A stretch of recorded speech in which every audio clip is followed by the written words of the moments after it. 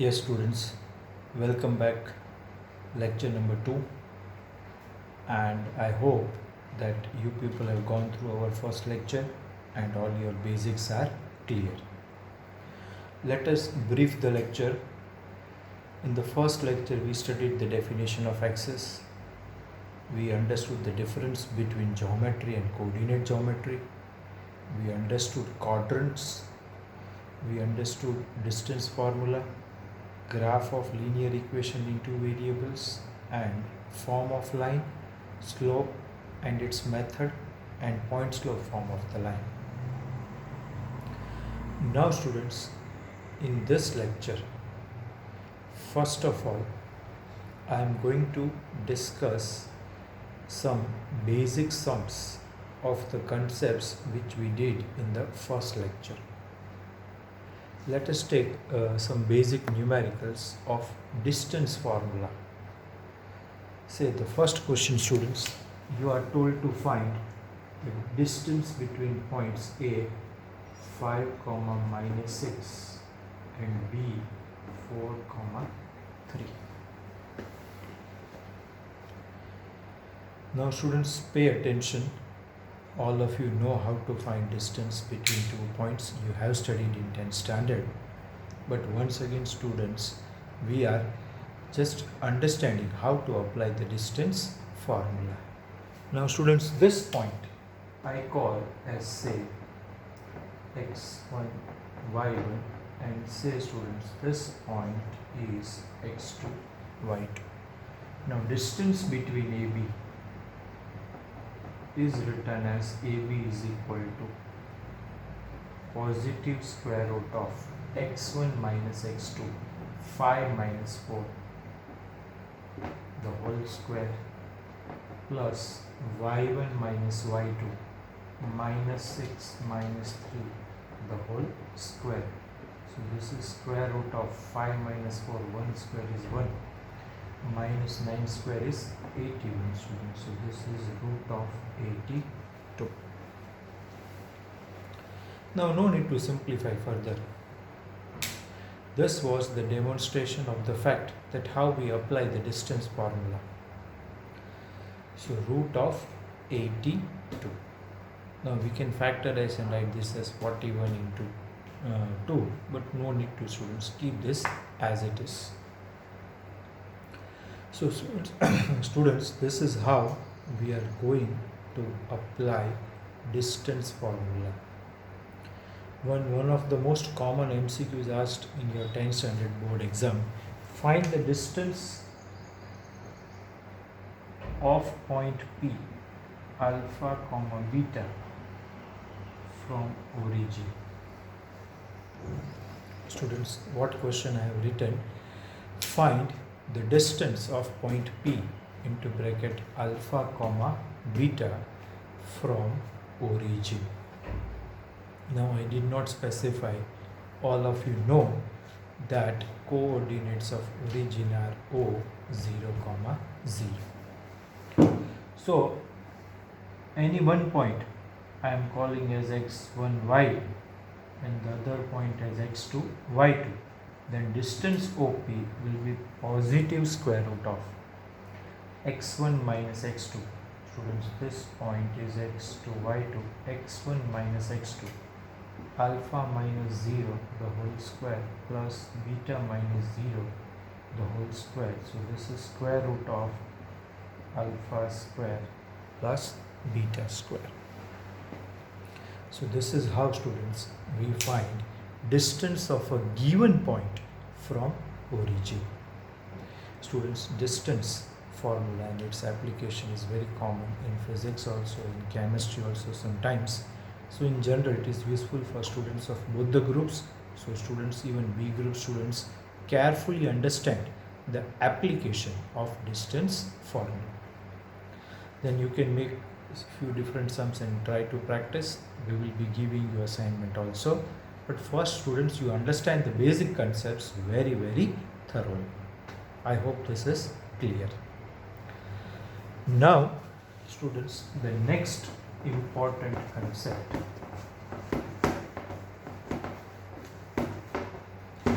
was the concept of slope of a line. Students, whenever we are dealing with slope of a line, I told you there are three methods to find slope. So the most common method to find slope is with respect to angle theta. So the first type of questions which I am discussing, say a line makes an angle of theta is equal to 30 degree, 45 degree, then 135 degree with positive direction of x-axis. Then in each of the following cases, students, try to find the slope of the line. What I am discussing, students, we are going to discuss the methods to find slope. Now I told you there are basically three methods to find slope. First and the most important one, when an angle made by a line with positive direction of x-axis are given, line can make an acute angle as well as an obtuse angle with positive direction of x-axis, and I have specified three thetas which are 30 degree, 45 degree and 135 degree. Now students, in each of these cases I want to find slope. So whenever theta is given, students, the best method to find slope is m is equal to tan theta. So I apply the formula slope m is equal to tan theta, and that is tan of 30 degree, and all of you know that the answer of tan 30 is 1 by root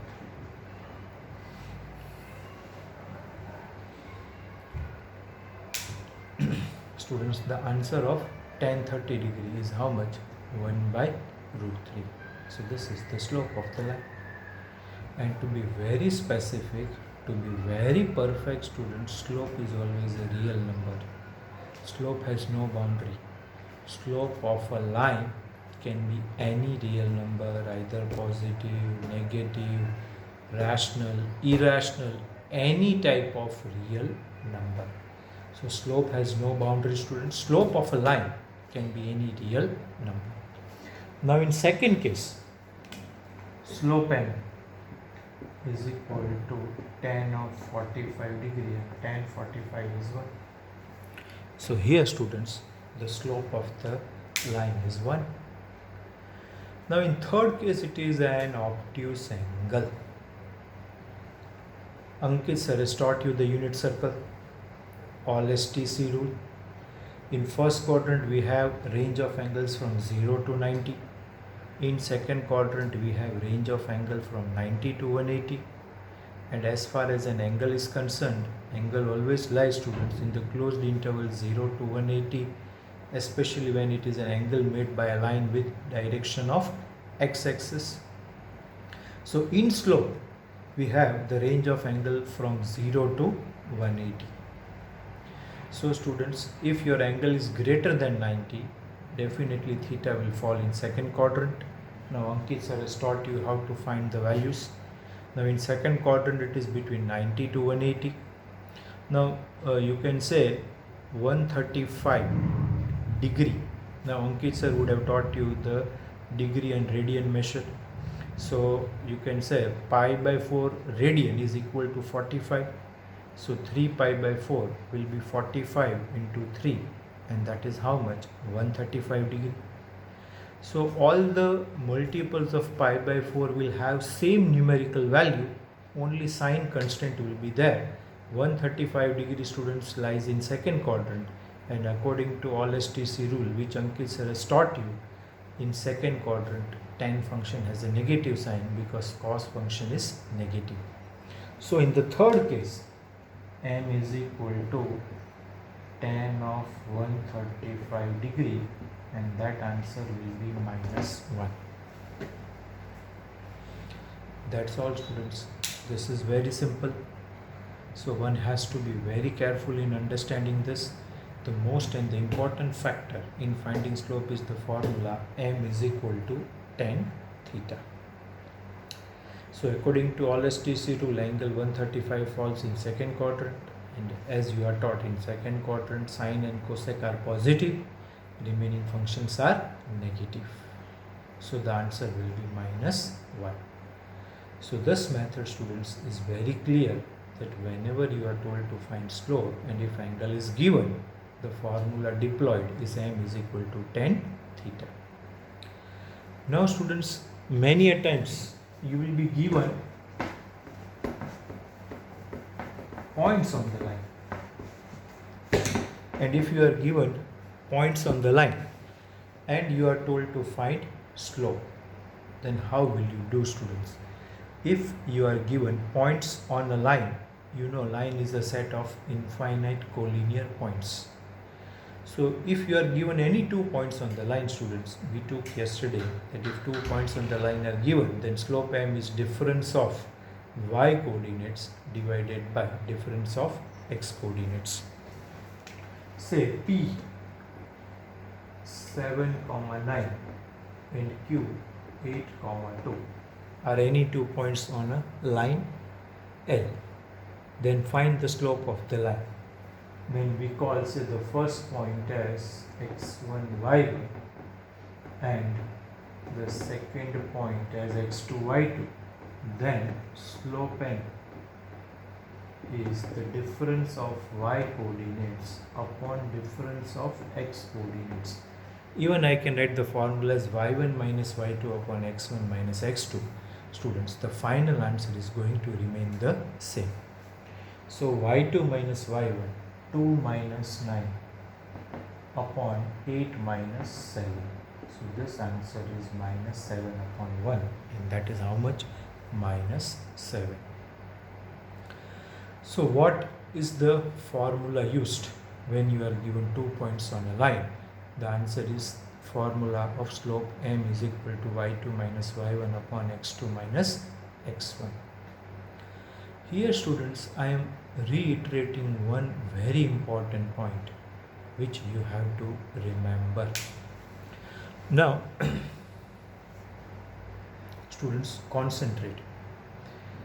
I told you on the very first day that x-axis is a horizontal line and y-axis is a vertical line. Now, on a horizontal line,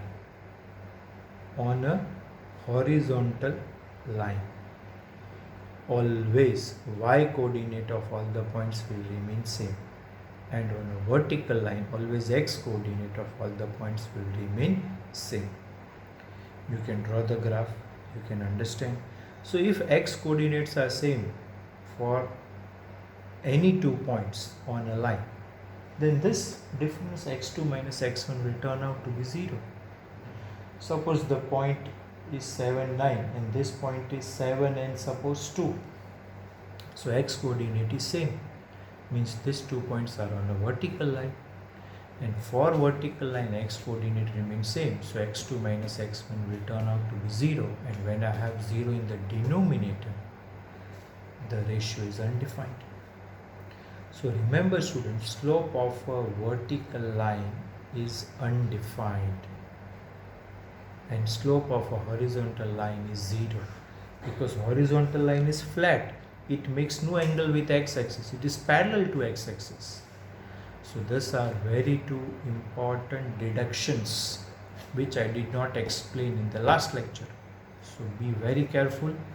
Try to understand this, students. The slope of a horizontal line is 0, because on a horizontal line all the points will have same y coordinates. So this difference y2 minus y1 will turn out to be what? 0. So students, remember this. These are very important result. You can even take a graph and check. You will easily get. So 2 important deductions for today's lecture. Slope of a vertical line undefined, and slope of a horizontal line is always 0. Even you can take from the angle tan theta also. Say, I write the slope formula m is equal to tan theta. Now horizontal line will make no angle, will make an angle of 0 degree with x-axis because it is parallel to x-axis. So theta is 0 and tan 0 is 0. A vertical line will make an angle of 90 degree with x-axis, and all of you know, you have prepared the table in 10 standard. Tan of 90 is undefined, therefore also it is infinity. So we can derive this concept from any one of the two formulas, either this or even on the basis of tan theta. So especially B group students should emphasize on this. A group students will study this in the chapter of coordinate geometry. Slope of a horizontal line 0 and slope of a vertical line undefined. Now students, two more important concepts we are going to study.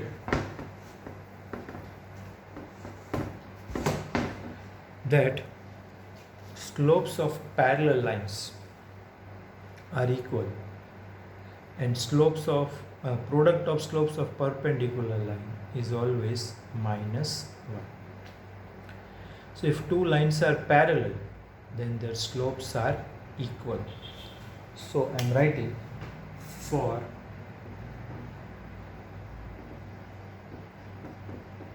parallel lines, their slopes, say m1 and m2, should be equal.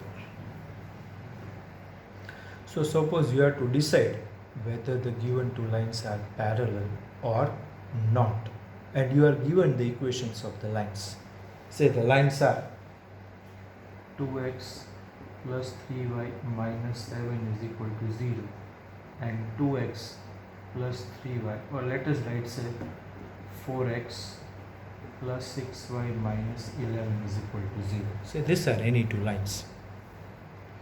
And students, you are told, check whether the lines are parallel or not, or perpendicular or not. Now, yesterday I taught you one formula that if line in the form of ax plus by plus c is equal to 0 is given, the formula to find slope is m is equal to minus of a by b. Recall this. If you are given a line in the form ax plus by plus c is equal to 0, then slope of the line is given by m is equal to minus a by b. So which formula to be deployed or used depend upon the data, and that is the main application of formula in knowledge and concept. Students in 11th and 12th science and henceforth in engineering and in day-to-day life, application part of concept should be very sound. Nobody will tell you that apply this formula. On the basis of given data, you have to decide the appropriate formula. So yesterday we were told, or I have told you, that these are the three methods to find slope. It is you to decide which formula to use. So if I am taking this line, what is a 2 and what is b 3. So slope of this line is m1 minus a by b. So how much? Minus 2 by 3. Now this line a is 4 and b is minus 6. So m is equal to minus a by b minus 4 by 6 minus 2 by 3. So this is m2. Then I can definitely say m1 is equal to m2. Therefore the given lines are parallel. So students, slopes of parallel lines will be always equal. And one important shortcut also I can tell you, without slope, students, parallel lines will always differ by a constant. Say in this line I divide by 2, then I will get 2x plus 3y minus 11 by 2 is equal to 0. So the first two terms will remain same. So we have demonstrated the fact that parallel lines have equal slope, and whenever direct equation of line is given, we use the formula m is equal to minus of a by b, where a is coefficient of x and b is coefficient of y. So for parallel lines, their slopes are equal. Then slopes of perpendicular line will have product minus 1. Say for example, students pay attention. So if two lines M1 and M2, L1 and L2 are perpendicular, students. If two lines L1 and L2 are perpendicular, the product of their slopes should be what? Minus 1. Say I am given that line L1 is 2x plus 5y minus 8 is equal to 0. Line L2 is perpendicular to L1. Then find slope of line L2 which is same to. So remember this result. If two lines L1 and L2 are mutually perpendicular, the product of their slopes will be minus 1. For two perpendicular lines, the product of slope, student, is what? Minus 1. So I find first slope of line L1 which is M1, which is minus a by b, so minus 2 by 5. Now you know that if L1 and L2 are perpendicular, and if I suppose the slope of line L2 as M2, then M1 into M2 is equal to minus 1. Minus 2 by 5 into M2 is equal to minus 1. So M2 will be 5 by 2, cross multiply. So slope of the perpendicular line L2 is how much, students? Then I can say 5 by 2. So very interesting concept, students, used in physics and chemistry more often, that if two lines are parallel, their slopes will be equal, and if two lines are perpendicular, then the product of their slope should be minus 1. Clear, students? I hope that these concepts are clear, students, and remaining we will take in the next lecture. Go through the numericals which we have done, understand the concepts. Today we have done only basically the sums of the concepts which we did in the first lecture. So students, I request you to go through the sums, apply the concepts, try to memorize the formula, and we will continue in the next lecture further the basic concepts of coordinate geometry. Thank you. Stay home, stay safe, and take care, students.